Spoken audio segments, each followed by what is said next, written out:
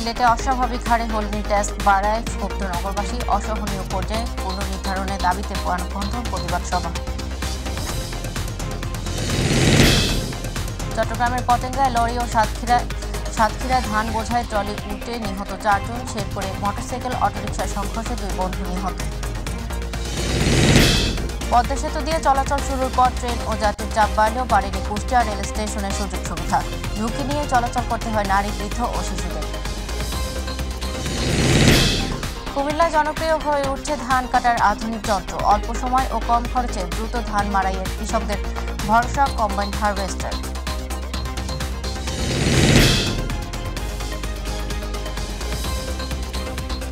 আসসালামু আলাইকুম দর্শক, আমন্ত্রণ জানাচ্ছি মাই টিভি জেলা সংবাদ। আপনাদের সাথে আছি আমি সওদা ইসলাম বর্ষা। শুনছিলেন সংবাদ শিরোনাম, এবারে বিস্তারিত।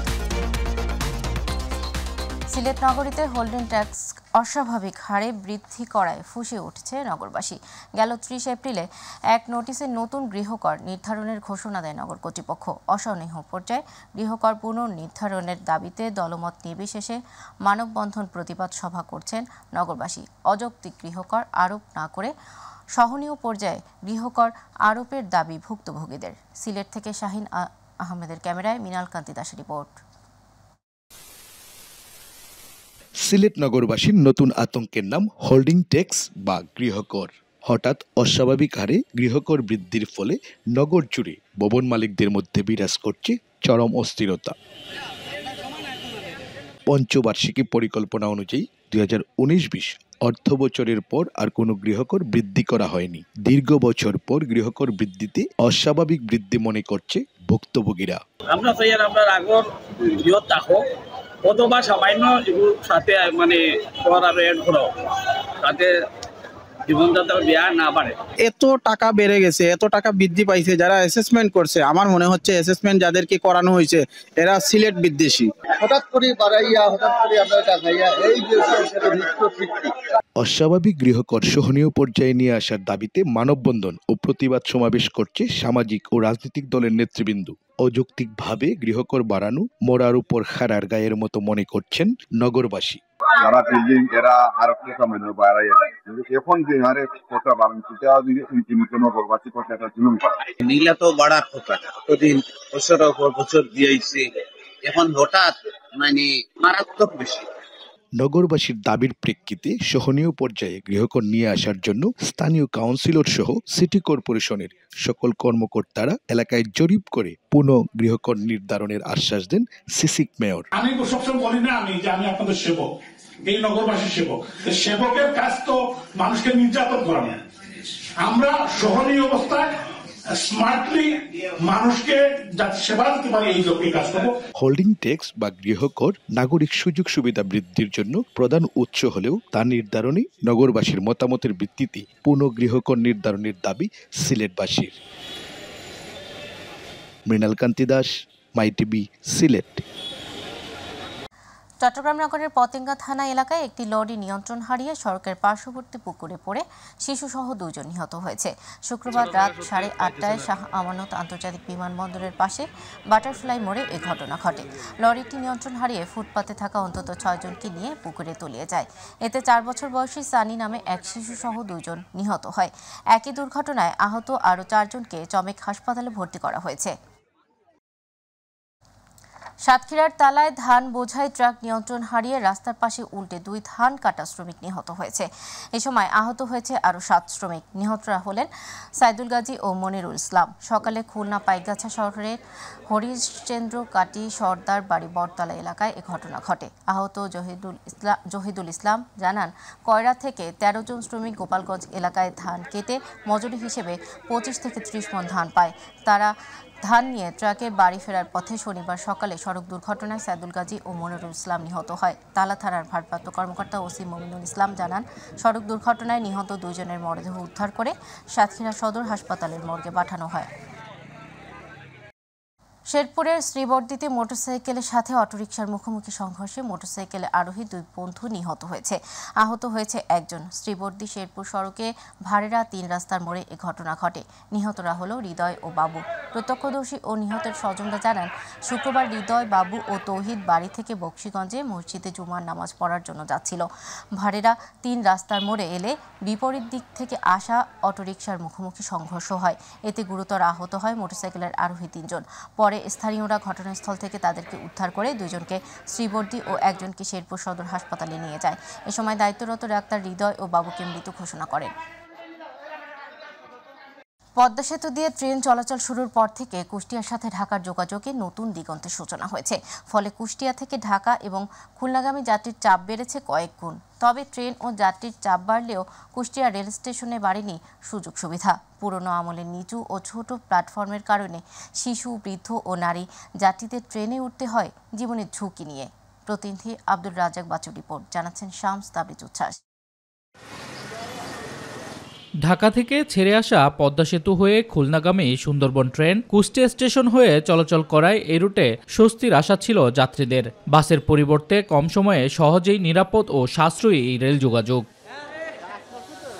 তবে ট্রেনের দৈর্ঘ্যের সঙ্গে কুষ্টিয়া কোর্ট স্টেশনের প্ল্যাটফর্মের দৈর্ঘ্য কম হওয়ায় নিয়মিত ভোগান্তিতে পড়তে হচ্ছে যাত্রীদের। ট্রেনে উঠতে রীতিমতো হিমশিম খেতে হয় নারী, বৃদ্ধ ও শিশুদের। প্ল্যাটফর্মটা এত নিচু যে 3টা ধাপ আমাদের সিঁড়ি দিয়ে আমাদের হ্যান্ডেল ধরে উঁচু জোর করে শক্তি খাটায় উঠতে হয়। আমরা যখন উঠতে যাই ট্রেনে তখন আমাদের কষ্ট হয়। নর্মাল বগিটা সাধারণত প্ল্যাটফর্ম ছাড়াই চলে যায়, তখন আমাদের ট্রেনে ওঠার ক্ষেত্রে বা নামার ক্ষেত্রে খুবই ভোগান্তিতে পড়তে হয়। আমরা দীর্ঘদিন ধরেই এই ভোগান্তিতে পড়ে আছি। এটা যদি উঁচু করে দেওয়া হয় প্ল্যাটফর্মটা, তাহলে খুবই সুবিধা হয় আমাদের সবার জন্য। রেল লাইনের পাশে অতিরিক্ত দোকান, পথচারীদের জন্য রেলিং দেয় এবং প্ল্যাটফর্মের বাইরে হওয়ায় ট্রেন থেকে নামা ও ওঠার সময় ভোগান্তি পোহাতে হয়। হুড়োহুড়ি করে নামতে গিয়ে প্রায়ই ঘটছে নানা দুর্ঘটনা। পাশাপাশি নিয়মিতই দেখা যায় পকেটমারের উপদ্রব। বিভাগীয় কর্মকর্তা যারা বড় বড় অফিসার তারা দেখাশোনা করে, তারা এখান থেকে এসে সব কিছু দেখে শুনে গেছে। কখন কি করতে হবে তারা সব কিছু ঠিকঠাক করে নিয়ে গেছে। যে কোনো মুহূর্তে হয়তো টেন্ডারের মাধ্যমে এটা কাজ আরম্ভ হবে।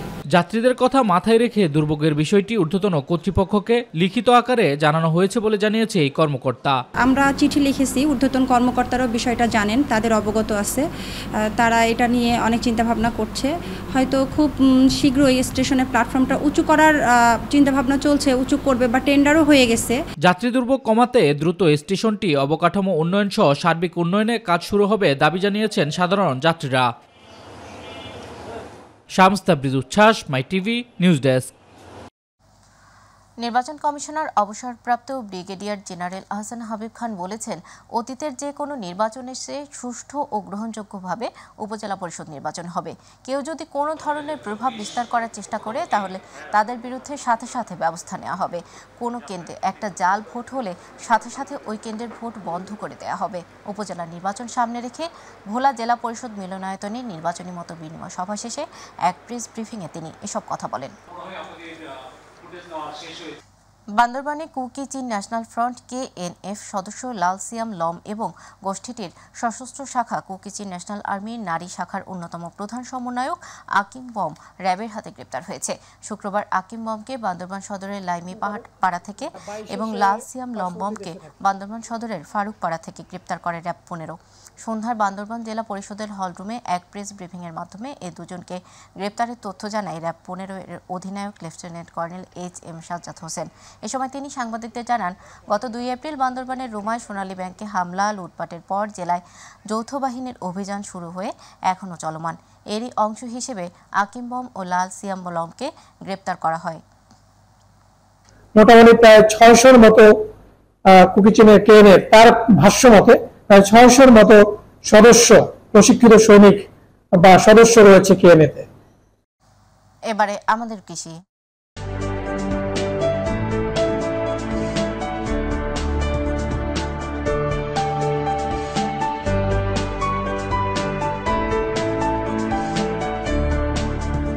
দেবিদ্বারের গ্রাম গ্রামাঞ্চলে জনপ্রিয় হয়ে উঠছে ধান কাটার আধুনিক যন্ত্র কম্বাইন্ড হারভেস্টার মেশিন।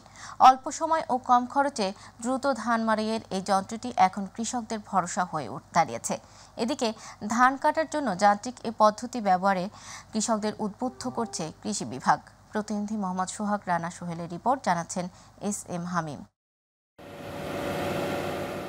কুমিল্লার দেবিদ্বার উপজেলার ইউসুফপুর, শিবপুর, মহেশপুর গ্রামে স্বল্প খরচে ও কম সময়ে ধান কাটতে পারায় কৃষকদের কাছে জনপ্রিয় হয়ে উঠেছে কম্বাইন্ড হারভেস্টার। এই মেশিনের প্রতি ঘন্টায় 1.5 একর জমি ধান কাটা, মাড়াই, পরিষ্কার এবং প্যাকেটজাত করা যায়। কৃষিতে এমন যান্ত্রিক ব্যবহারের সুফলে খুশি কৃষকেরা। গরম কৃষকরা যে ধান কাটবো এরকম কৃষক এখন আর পাওয়া যাইতেছে না। আমরা এই মেশিনটা পাওয়াতে আমাদের এই সবার উপকার হয়েছে। এই মেশিন আসাতে আমাদের অনেক সাশ্রয় হয়েছে। মেশিন ক্রয় করার পূর্বে দেখেছি এখন আমার পাশে সব কৃষক আমাকে সাড়া দিচ্ছে। আধুনিক পদ্ধতিতে ধান চাষ ও প্রাকৃতিক দুর্যোগের সময় যান্ত্রিক পদ্ধতিতে ধান কাটলে কৃষকদের লোকসান অনেকটাই কমবে বলে জানিয়েছে স্থানীয় কৃষি অফিস। প্রত্যেক বিঘাতে প্রায় 1 মণ করে ধান আমার বেশি উৎপাদিত হয়েছে শুধুমাত্র রাইস ট্রান্সপ্লান্টের মাধ্যমে রোপণের ফলে, এবং কৃষি শ্রমিকের যে খরচ সেটাতেও বেশ সাশ্রয় হচ্ছে এবং কৃষক এটাতে উদ্বুদ্ধ হয়েছে। দিন দিন আধুনিক কম্বাইন্ড হারভেস্টার মেশিন কৃষকদের জন্য সুফল বয়ে আনছে। যদি এই মেশিন কৃষকদের মাঝে স্বল্প মূল্যে সরবরাহ করা যায় তবে কৃষকেরা আরও লাভবান হবে বলে মনে করেন সংশ্লিষ্টরা। এস.এম. হামিম, মাই টিভি। দিনাজপুরে মানসিক ভারসাম্যহীন যুবকের দায়ের কোপে গণেশ ডিসি নামে এক আদিবাসী বৃদ্ধ নিহত হয়েছে। এ ঘটনায় ওই যুবককে আটক করে মারধর করে আহত অবস্থায় হাসপাতালে ভর্তির পর চিকিৎসাধীন অবস্থায় মারা গেছে। শুক্রবার বিকাশ ডিসি নামে ওই যুবকের মৃত্যু হয়। এর আগে জেলার সদর উপজেলার 4 নং শেখপুরা ইউনিয়নের উত্তর জয়দেবপুর মুশহরপাড়া এলাকায় গণেশ ডিসিকে ধারালো দা দিয়ে কুপিয়ে হত্যা করে বিকাশ ঋষি। ব্রাহ্মণবাড়িয়ায় মাদক বিরোধী অভিযানে বিজয়নগর থেকে 9,890 পিস ইয়াবাসহ আনোয়ার মিয়া নামে এক মাদক ব্যবসায়ীকে গ্রেপ্তার করেছে র্যাব 9। শুক্রবার গোপন সংবাদের ভিত্তিতে বিজয়নগর উপজেলার কালিসীমা এলাকা থেকে তাকে ইয়াবাসহ গ্রেপ্তার করা হয়। গ্রেপ্তারকৃত মাদক ব্যবসায়ীকে মামলা দায়ের পূর্ব বিজয়নগর থানায় হস্তান্তর করা হয়েছে। সিরাজগঞ্জের তারাশে 216 কেজি গাঁজাসহ দুই মাদক কারবারিকে গ্রেপ্তার করেছে র্যাব 12 অধিনায়ক অতিরিক্ত ডিআইজি মারুফ হোসেনের দিক নির্দেশনায় র্যাবের একটি দল তারাশ থানায় চর হামকুড়িয়া এলাকায় একটি কাভার্ড ভ্যান হতে অভিনব কায়দায় লুকানো অবস্থায় 216 কেজি গাঁজাসহ 2 জন মাদক কারবারিকে গ্রেপ্তার করে। গ্রেপ্তারকৃতদের বিরুদ্ধে আইনানুগ ব্যবস্থা গ্রহণের জন্য তারাশ থানায় একটি মামলা প্রক্রিয়াধীন রয়েছে। ব্রাহ্মণবাড়িয়া জেলা আওয়ামী লীগের আয়োজনে আওয়ামী লীগ সভাপতি প্রধানমন্ত্রী শেখ হাসিনার 45তম স্বদেশ প্রত্যাবর্তন দিবস উপলক্ষে আলোচনা সভা ও সমাবেশ অনুষ্ঠিত হয়েছে। শহরের বঙ্গবন্ধু স্কয়ারে আয়োজিত সমাবেশে সভাপতিত্ব করেন জেলা আওয়ামী লীগের সিনিয়র সহ সভাপতি হেলাল উদ্দিন। এতে স্বাগত বক্তব্য রাখেন জেলা আওয়ামী লীগের ভারপ্রাপ্ত সাধারণ সম্পাদক মাহবুবুল বাড়ি চৌধুরী মন্টু সহ আরও অনেকে। মুন্সিগঞ্জে প্রধানমন্ত্রী শেখ হাসিনার স্বদেশ প্রত্যাবর্তন দিবস পালিত হয়েছে। মুন্সিগঞ্জ শহরের জেলা আওয়ামী লীগের কার্যালয়ের সামনে 44তম স্বদেশ প্রত্যাবর্তন দিবস পালিত হয়। দিবসটি উপলক্ষে দলীয় কার্যালয়ের সামনে আলোচনা সভা ও একটি র্যালি বের করে মুন্সিগঞ্জ জেলা আওয়ামী লীগ। এ সময় জেলা পরিষদের চেয়ারম্যান মোহাম্মদ মহিউদ্দিন, মুন্সিগঞ্জ 3 আসনের সংসদ সদস্য ফয়সাল বিপ্লব ও জেলা আওয়ামী লীগের বিভিন্ন স্তরের নেতৃবৃন্দ উপস্থিত ছিলেন। প্রধানমন্ত্রী ও আওয়ামী লীগের সভানেত্রী শেখ হাসিনার স্বদেশ প্রত্যাবর্তন দিবস উপলক্ষে নওগাঁয় আলোচনা সভা অনুষ্ঠিত হয়েছে। নওগাঁ জেলা আওয়ামী লীগের আয়োজনে প্রধানমন্ত্রী ও আওয়ামী লীগের সভানেত্রী শেখ হাসিনার স্বদেশ প্রত্যাবর্তন দিবস উপলক্ষে এ আলোচনা সভা অনুষ্ঠিত হয়েছে। জেলা আওয়ামী লীগের সিনিয়র সহ সভাপতি আব্দুল খালেকের সভাপতিত্বে বক্তব্য রাখেন জেলা আওয়ামী লীগের সহ সভাপতি আব্দুর রহমান, সদর উপজেলা আওয়ামী লীগের সভাপতি মাহবুবুল হক কমল, সাধারণ সম্পাদক রেজাউল করিম। প্রধানমন্ত্রী শেখ হাসিনার স্বদেশ প্রত্যাবর্তন দিবস উপলক্ষে কুষ্টিয়া জেলা আওয়ামী লীগের উদ্যোগে আলোচনা সভা অনুষ্ঠিত হয়েছে। গতকাল দলীয় কার্যালয়ে জেলা আওয়ামী লীগের সভাপতি ও জেলা পরিষদের চেয়ারম্যান সদর উদ্দিন খানের সভাপতিত্বে আলোচনা সভায় সাধারণ সম্পাদক আজগর আলী সহ আওয়ামী লীগ, যুবলীগ, ছাত্রলীগ ও মহিলা আওয়ামী লীগের বিভিন্ন পর্যায়ের নেতৃবৃন্দরা বক্তব্য রাখেন। পরে জননেত্রী শেখ হাসিনার দীর্ঘায়ু কামনায় দোয়া করা হয়।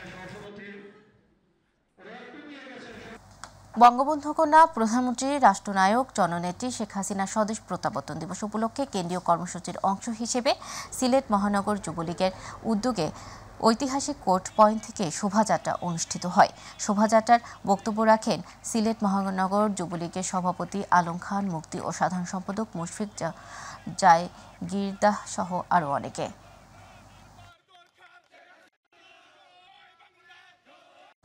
গোপালগঞ্জের মকসুদপুরে উপজেলা নির্বাচনকে ঘিরে পছন্দের প্রার্থীকে জয়ী করতে মাঠে নেমেছেন স্থানীয় নেতাকর্মীরা। প্রতিদিন মিছিল মিটি করে চলেছে উপজেলার বিভিন্ন স্থানে। এবারে নির্বাচনে হাড্ডাহাড্ডি লড়াই হবে চেয়ারম্যান প্রার্থী কাবির মিয়ার সাথে।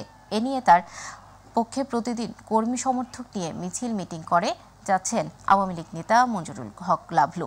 শুক্রবার বড়ইতলা বাস স্ট্যান্ড হতে বনগ্রাম বাজার পর্যন্ত পথসভা ও কাবির মিয়ার জন্য ঘোড়া মার্কার জন্য ভোট চায় তারা। এ সময় বীর মুক্তিযোদ্ধা আশু মিয়া, দুলাল শিকদার এছাড়া ৫ শতাধিক নেতাকর্মী উপস্থিত ছিলেন। ভোট কেন্দ্রে যাবেন, ভোটের ফলাফল না নিয়ে কেউ ঘরে ফিরবেন না। আগামী ২১শে মে ঘোড়া মার্কে কাবির মিয়াকে ভোট দেব। জয় বাংলা, জয় বঙ্গবন্ধু। ষষ্ঠ উপজেলা পরিষদ নির্বাচনের তৃতীয় ধাপে আগামী ২৯ মে টাঙ্গাইলের নাগরপুর উপজেলায় নির্বাচনকে সামনে রেখে প্রার্থীরা কর্মী সমর্থকদের সাথে নিয়ে ছুটছেন ভোটারদের দ্বারে দ্বারে। ভোটারদের মন জয়ে দিচ্ছেন উন্নয়নের নানা প্রতিশ্রুতি। প্রার্থীদের পোস্টারে ছেয়ে গেছে শহর থেকে শুরু করে গ্রামের হাটবাজার, অলিগলি সহ বিভিন্ন এলাকা।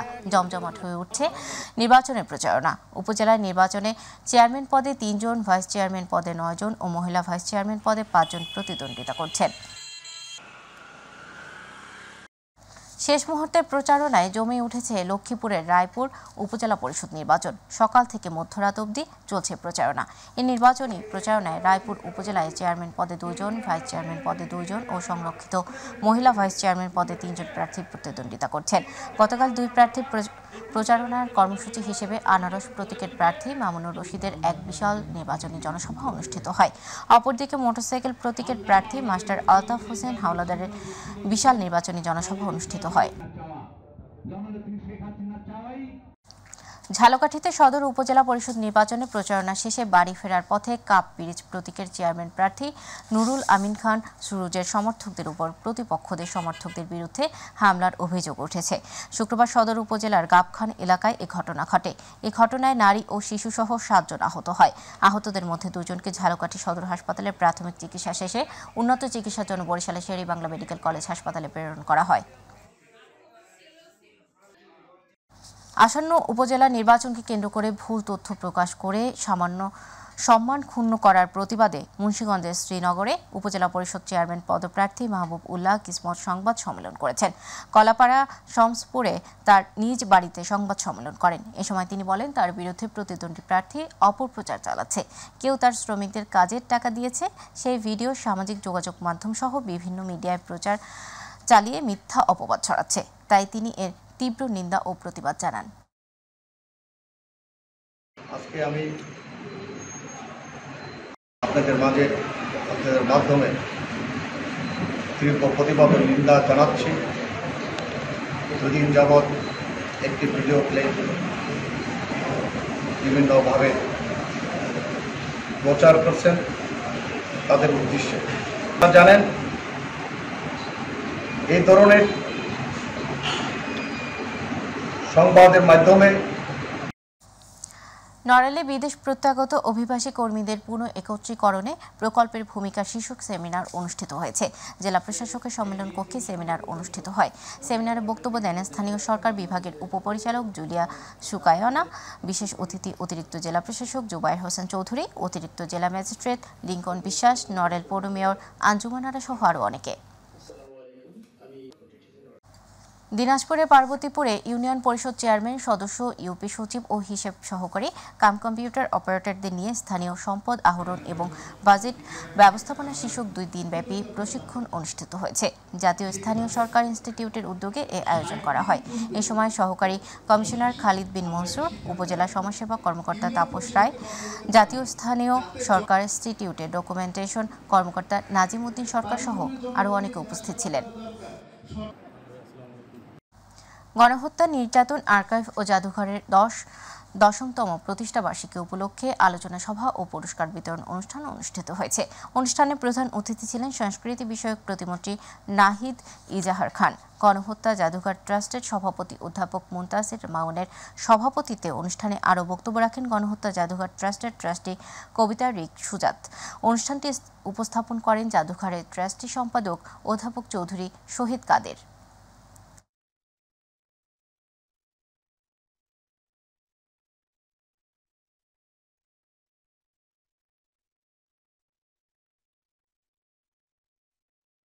নড়াইলে টেকসই উন্নয়ন অভিষ্ট অর্জন এবং নৈতিক শিক্ষার প্রসারে মন্দির ভিত্তিক শিশু ও গণশিক্ষা কার্যক্রমের ভূমিকার শীর্ষক জেলা কর্মশালা অনুষ্ঠিত হয়েছে। কর্মশালার উদ্বোধন করেন জেলা প্রশাসক মোহাম্মদ আশফাকুল হক চৌধুরী। এ সময় অতিরিক্ত জেলা প্রশাসক আরাফাত হোসেনের সভাপতিত্বে বক্তব্য দেন পুলিশ সুপার মেহেদি হাসান, পৌর মেয়র আঞ্জুমান আরা, রামকৃষ্ণ আশ্রম ও মিশন নড়াইলের অধ্যক্ষ স্বামী জ্ঞান প্রকাশনন্দ সহ আরও অনেকে। ভারতের মণিপাল হাসপাতালের সেবার মান বৃদ্ধিতে শুক্রবার অংশীজনদের নিয়ে খুলনা ক্লাবে মতবিনিময় সভা অনুষ্ঠিত হয়েছে। এ সময় আগত বক্তারা উন্নত মানের চিকিৎসা সেবার জন্য আমরি হাসপাতাল কর্তৃপক্ষকে ধন্যবাদ জানান। সভায় মুখ্য আলোচক ছিলেন মণিপাল হাসপাতালের chief manager doctor Ram Gopal Mondal. প্রধান অতিথি ছিলেন মিজানুর রহমান মিজান।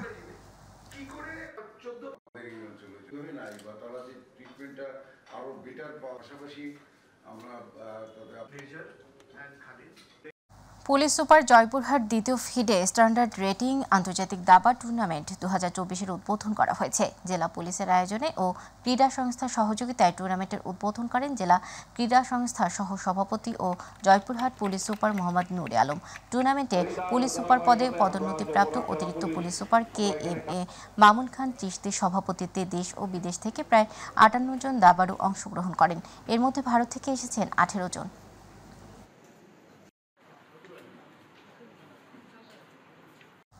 দর্শক, সংবাদের শেষ প্রান্তে আমরা যাবার আগে সংবাদ শিরোনামগুলো জানিয়ে দিচ্ছি আরও একবার।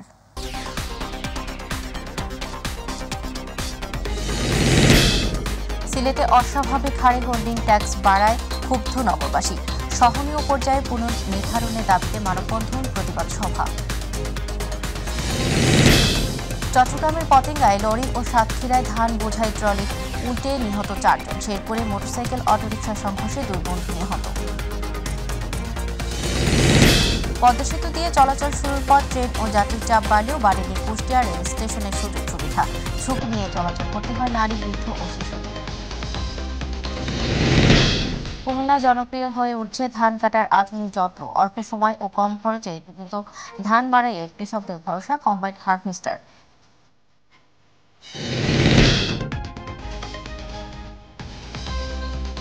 দর্শক, এখনকার সংবাদ ছিল পর্যন্ত। সাথে থাকার জন্য ধন্যবাদ। এছাড়া ইউটিউবে মাইটিভি সংবাদ ভিজিট করুন /mytvtv এবং আমাদের অনুষ্ঠানটাকে ভিজিট করুন /mytvবাংলা, Facebook /mytvবাংলা। পরবর্তী সংবাদ দেখার আমন্ত্রণ জানিয়ে দিচ্ছি।